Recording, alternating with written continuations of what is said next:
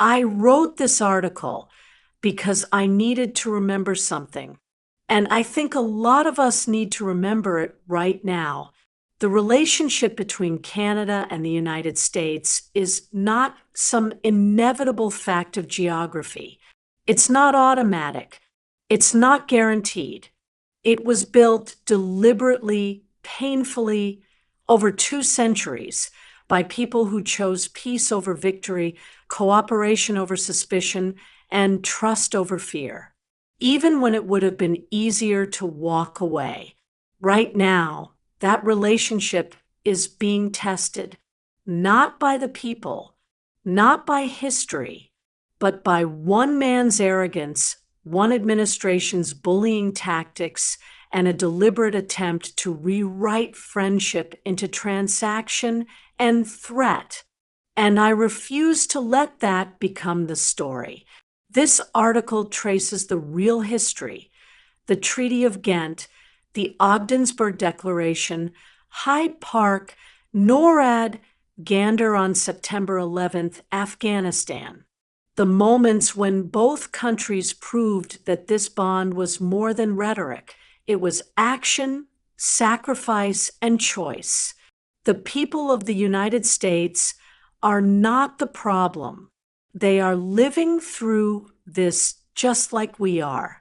And when this administration ends, and it will end, we need to ask ourselves, what kind of relationship do we want to have with each other when this is over?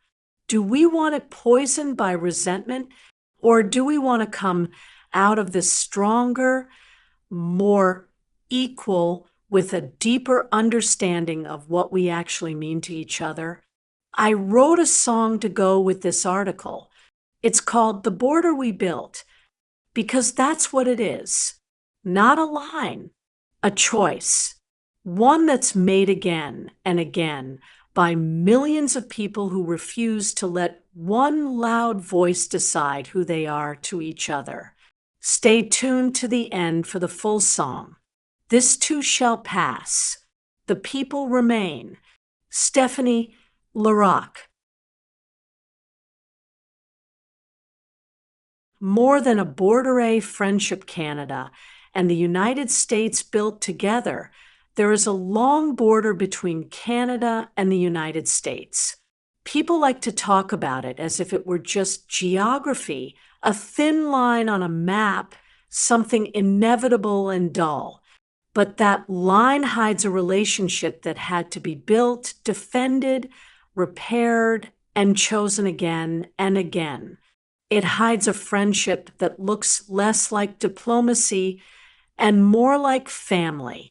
Families do not start as families. They become one through time, conflict, trust, and moments when walking away would have been easier. This relationship began badly. In the early years, the two countries faced each other across forts and waterways.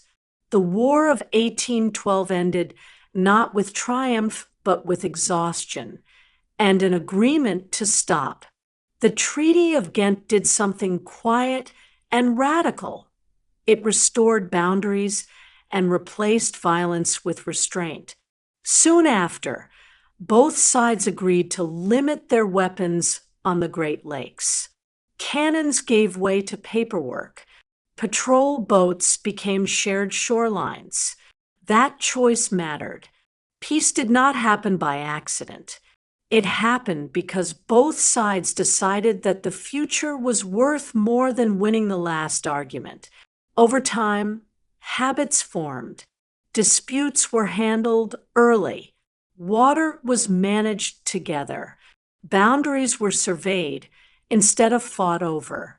In 1909, both countries created the International Joint Commission specifically to prevent conflicts over shared waters before they became crises.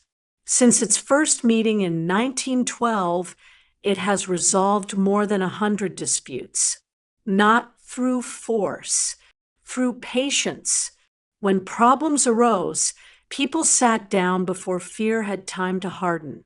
This is how trust grows in real life, not through slogans, but through repetition. Then the world caught fire.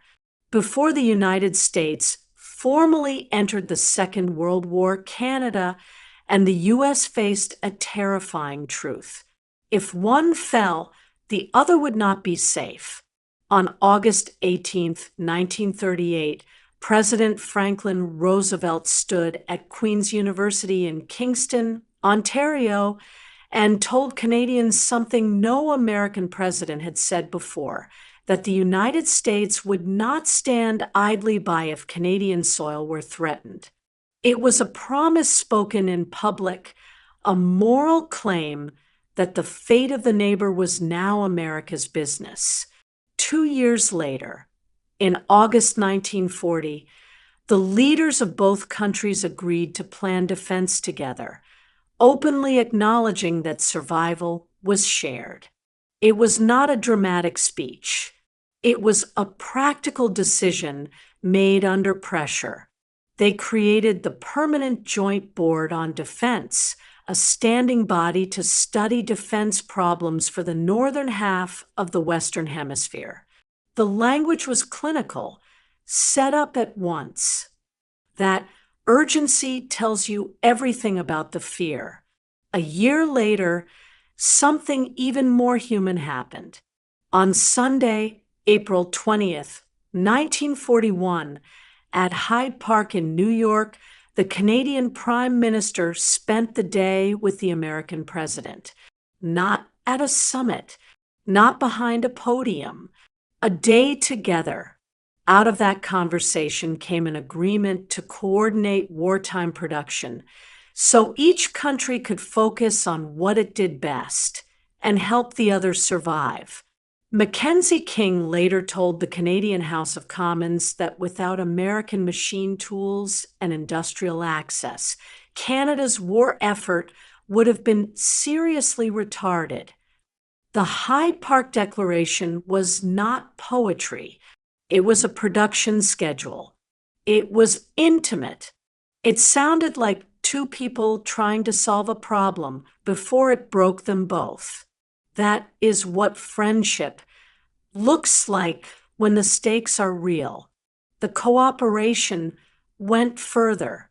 The United States built a highway through Canadian territory to connect Alaska during wartime. Canada allowed it. Americans crossed north to enlist in Canadian forces before their own country entered the war. And when the decisions that would shape the war were being made, Canada was not briefed. Canada was called into the room.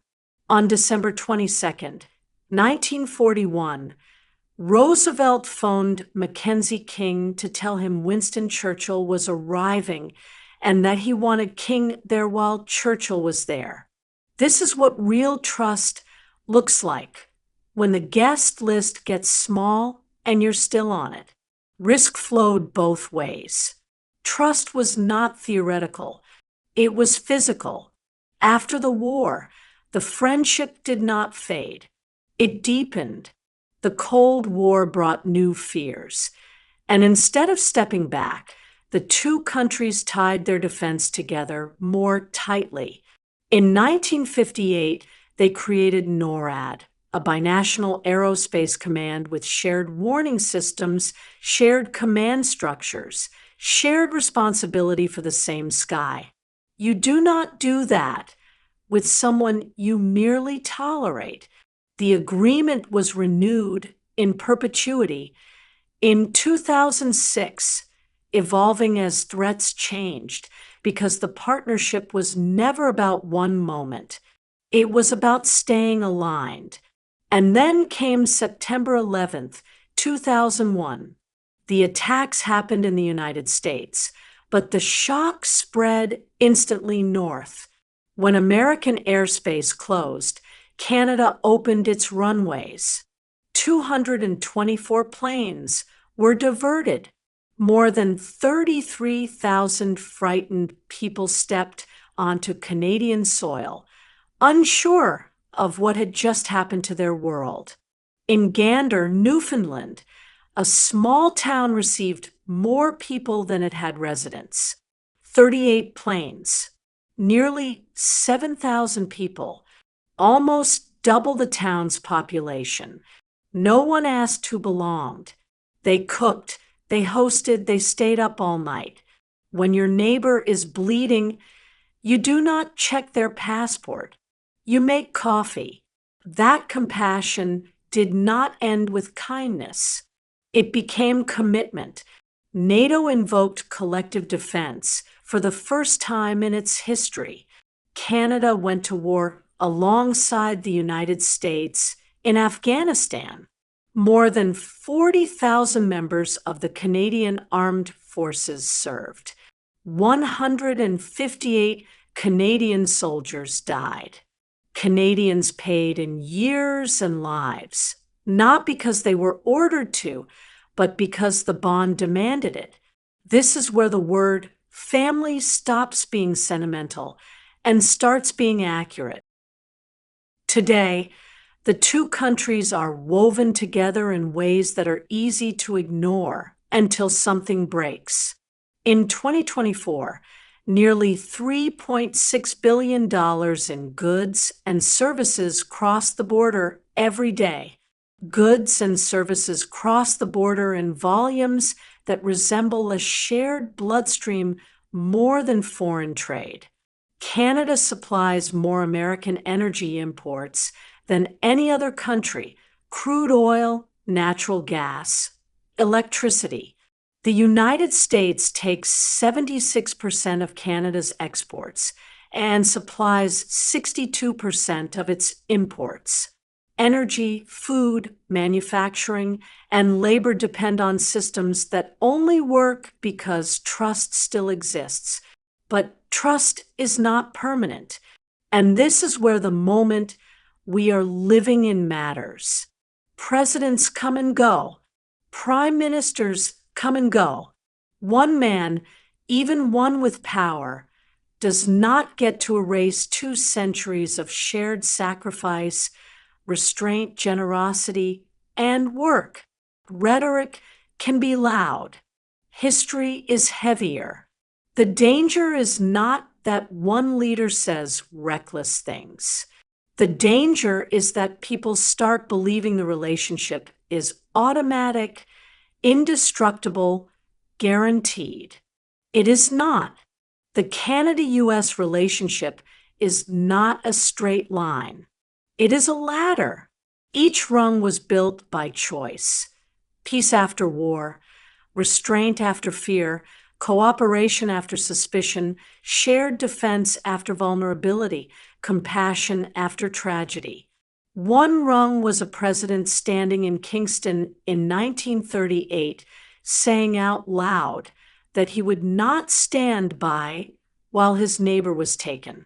One rung was 2 leaders in 1940 building a defense board at once because planning together was safer than improvising apart. One rung was a Sunday at Hyde Park in 1941, where a production problem became a shared responsibility. One rung was a phone call in December 1941 that treated Canada as someone who belongs in the room when the fate of the conflict is being shaped. One rung was 224 flights and 33,000 human beings redirected into Canadian care because the United States was bleeding and the sky had to be made safe.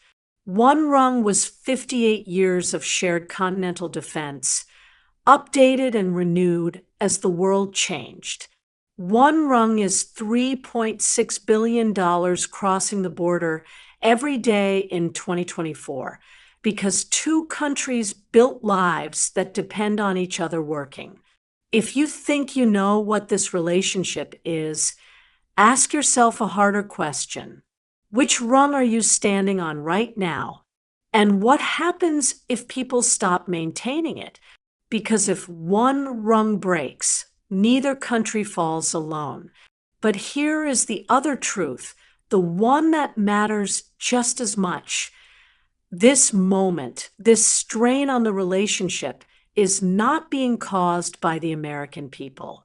It is being caused by one man, one administration, one set of choices that do not reflect the history, the values, or the deep bonds that millions of Americans and Canadians have built and maintained for generations. The people of the United States did not wake up one day and decide their neighbor to the north was the enemy. The nurses, teachers, firefighters, factory workers, farmers, and families living their lives in Michigan and Montana and Maine, they are not the problem. They are living under the same loud, divisive leadership that Canadians are watching with frustration and disbelief. The danger is in forgetting that. The danger is in letting one man's arrogance, one man's bullying tactics, one man's need to dominate every conversation become the story of who Americans are. Because it is not. It never has been. Relationships are not static. They are dynamic. They evolve under pressure. They break and repair and grow stronger in the broken places if the people in them are willing to do the work.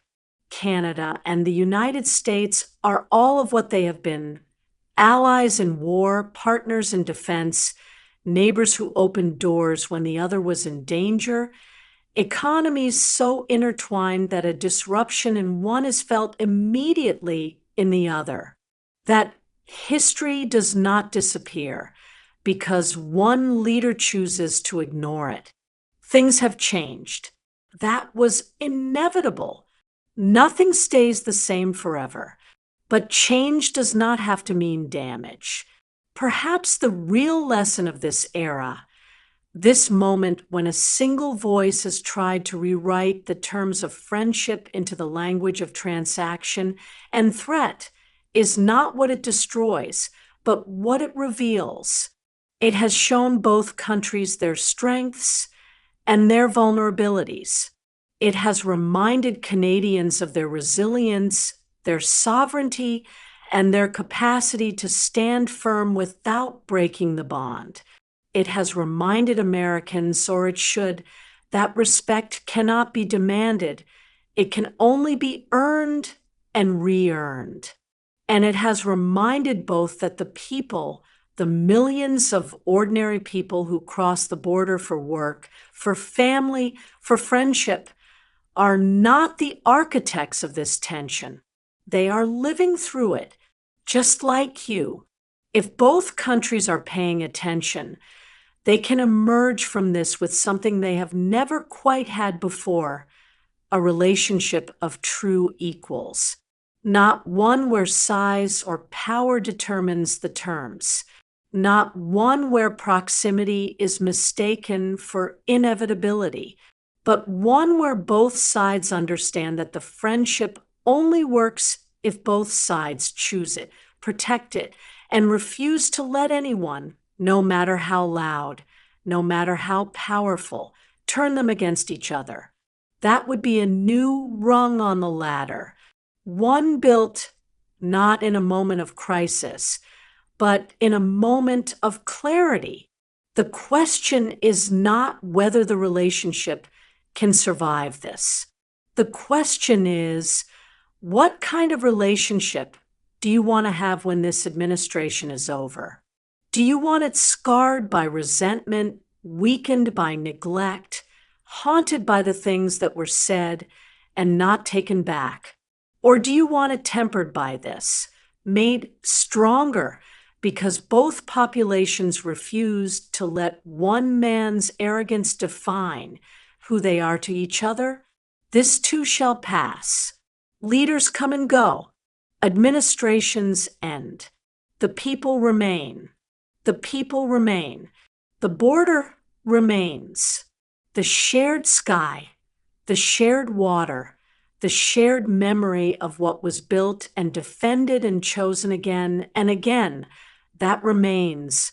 And if both countries remember that, if they hold on to it through this moment and come out the other side with new respect new understanding, and a fiercer commitment to equality, then maybe this painful chapter will have taught them something worth knowing. That the friendship was never about governments. It was always about people. And that one man, no matter how powerful, no matter how loud, does not get to decide what millions of people mean to each other. The friendship was never automatic. It was always a choice, and it still is.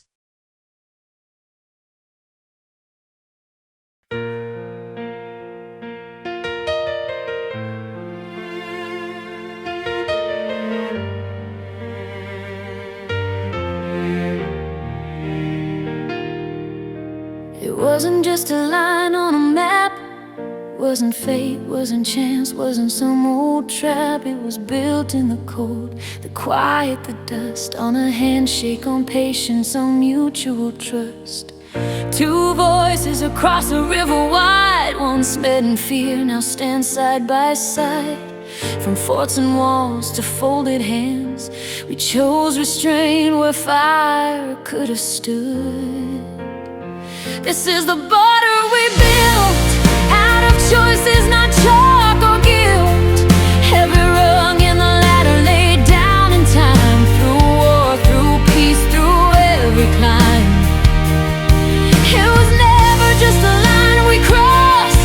It was one we chose and what it cost. This is the border we built, and we're still building it.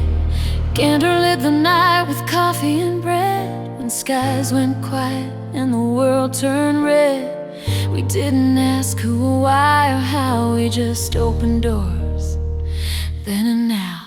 Some try to break what they didn't create, with loud words, with fear, with the weight of hate. But one man's voice won't erase this thread. It's held by the people, not just what's said.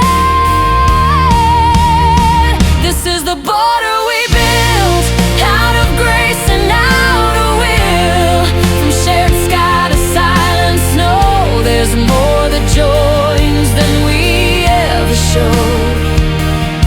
It was never just a line we drew. It was built by me. It was built by you. This is the border we built, and we're still choosing it.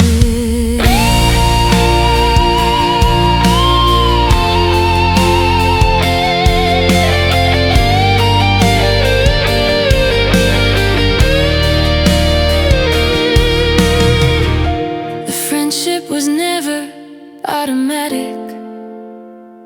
It was always a choice, and it still is.